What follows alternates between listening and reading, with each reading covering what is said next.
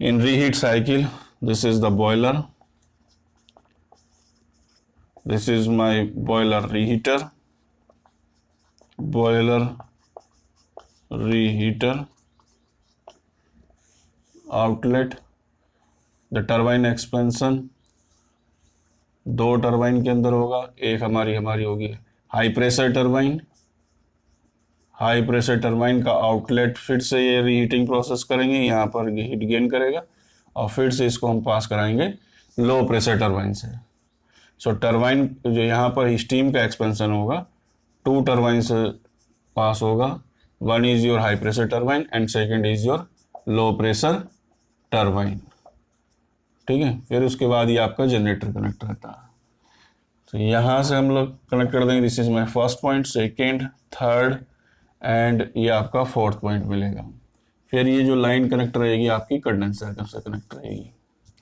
ठीक है, यहाँ पर कंडेंसर के बाद आपका पंप आ जाएगा और पंप बॉयलर से कनेक्टेड रहेगा। तो इस तरीके से ये आपका क्लॉक बाई साइकिल होगी। ठीक है, तो इस केस में हमारा एडिशनल क्या हो रहा है, रैनकाइन साइकिल के रेस्पेक्ट में। रैनकाइन साइकिल में हीटिंग प्रोसेस केवल बॉयलर में होता था, यहाँ पर हीट सप्लाई करते थे हम लोग। But in reheat cycle heat supply take place in boiler और heat supply take place after expansion of the steam in first turbine. यहाँ पर एक्सपेंशन होगा, फिर उसके बाद फिर से हम इसको क्या कर रहे हैं, हीट सप्लाइड कर रहे हैं QS2। दूसरा यहाँ पर डिफरेंट क्या है, in Rankine cycle expansion steam expansion take place only in a single turbine, एक ही टर्बाइन के अंदर एक्सपेंशन हो रहा था। बट इन रीहीट साइकिल यहाँ पर स्टीम का टर्बाइन दो स्टेज में हो रहा और दो टर्बाइन में हो रहा। One first your high pressure turbine में और सेकेंड आपका after reheating in low pressure turbine.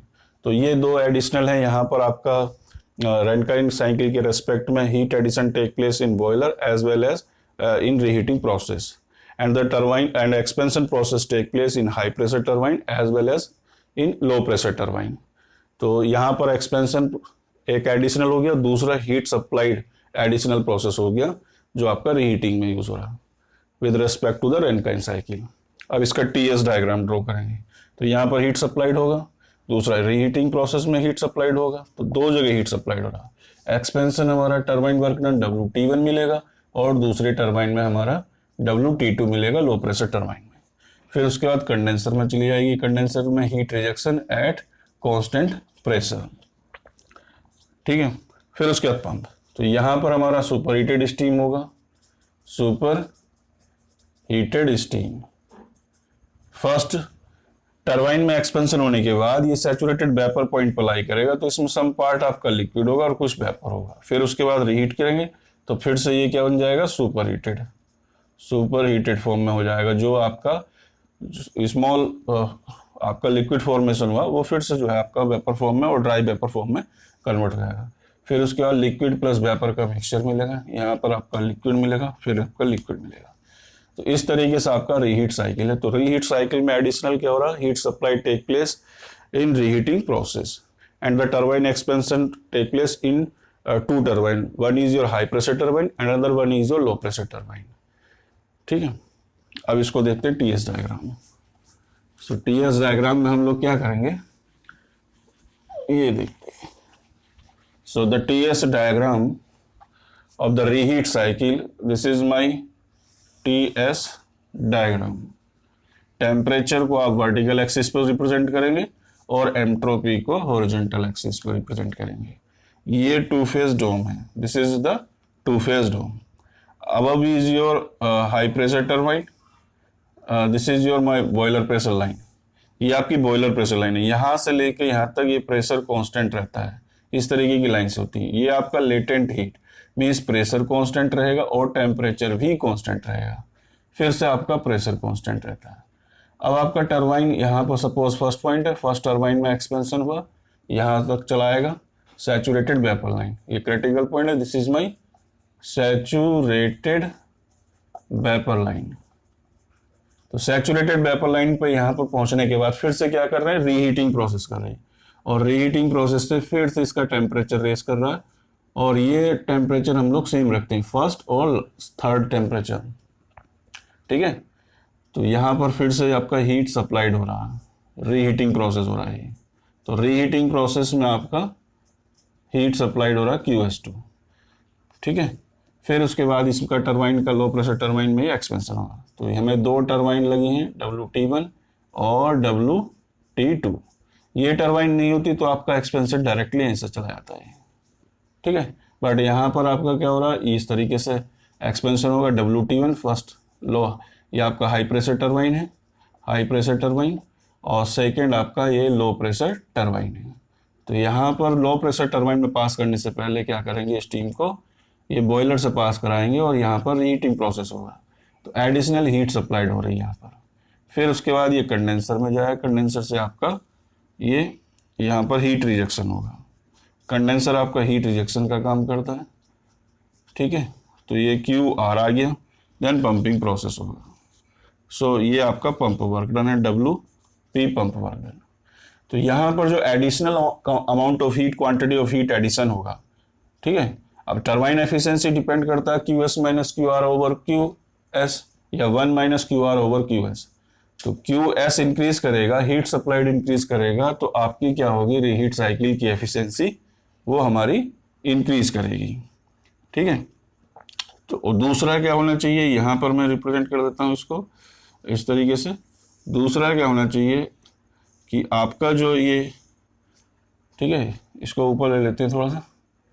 तो ये जो आपका मीन टेम्परेचर है, mean temperature of the reheating process means point number 3 और पॉइंट 2S, इन दोनों पॉइंट का जो मीन टेम्परेचर आएगा, और ये जो मीन टेम्परेचर है first, this is my first point, second point, third, fourth, fifth और सिक्स, फर्स्ट और सिक्स का जो मीन टेम्परेचर उससे ज़्यादा होना चाहिए। तो यहाँ पर हमारा जो मीन टेम्परेचर है 3 और 2S का, वो हाई होता है एज़ कम्पेयर टू 1 और 6। इन दोनों का जो मीन टेम्परेचर निकालेंगे तो यहाँ से ये ज़्यादा रहेगा, ये पॉइंट ऊपर आता है, ठीक है। तो इन दोनों का मीन टेम्परेचर 2S से 3 तक का जो मीन टेम्परेचर है वो हाई रहेगा एज कम्पेयर टू 1 to 6 प्रोसेस। बेसिकली यहाँ पर Rankine cycle is the function of mean temperature. As we increase the mean temperature of heat supplied, then efficiency of the Rankine cycle increases. दूसरा हमारा diagram से भी दिख रहा है यहाँ पर, additional quantity of heat supplied area ये है, ठीक है। रैनकाइन साइकिल में यहाँ से हम आते थे और यहाँ से पास जाते थे, बट इस केस में हमारा एडिशनल हीट सप्लाइड हो रहा। एडिशनल हीट सप्लाइड होने से आपकी एफिशिएंसी इंक्रीज करेगी, ठीक है। दूसरा क्या हो रहा है, यहाँ पर हमें 2 वर्क डन मिलने हैं, WT1 और WT2। तो वर्क डन हमारा टरबाइन वर्क डन इंक्रीज कर रहा है, टरबाइन वर्क डन इंक्रीज करेगा तो steam rate per unit shaft power ये डिक्रीज करेगा। तो बेसिकली ओवरऑल इफेक्ट जो आएगा साइकिल पर रीहीट प्रोसेस में, वो आपका क्या करेगा, टरबाइन की एफिशिएंसी को स्लाइटली इंक्रीज करेगा, but steam flow rate per unit shaft power को डिक्रीज करेगा। Now how to find out the Rankine cycle efficiency. तो Rankine cycle efficiency, you know, the QR is equal to heat supplied minus heat rejection over heat supplied, और net work done WT minus WP over heat supplied. अब यहाँ पर देखेंगे diagram में, heat 1 minus QR over QS मैंने ले ली पहले। तो 1 माइनस QR, हीट सब रिएक्शन कहाँ से कहाँ तक रहा, 4 पॉइंट से लेके 5 पॉइंट तक। So this is H4 minus H5 divided by heat supplied 1 से 6 तक हो रहा है हमारा। यहाँ पर कांस्टेंट प्रेशर और कांस्टेंट टेम्परेचर, यहाँ इन बिटवीन कांस्टेंट प्रेशर और कांस्टेंट टेम्परेचर रहेगा, आउटसाइड आपका कांस्टेंट प्रेशर रहेगा। तो ये बॉयलर को हीट सप्लाइड हो रही है। सो हीट सप्लाइड QS1 कितना है हमारा, H1 माइनस S6 प्लस अब रीहीटिंग प्रोसेस में जो हीट सप्लाइड हो रही है, तो ये है S3 minus S3 minus H2S। तो इस तरीके से हम लोग निकाल सकते हैं रैनकाइन साइकिल एफिशिएंसी।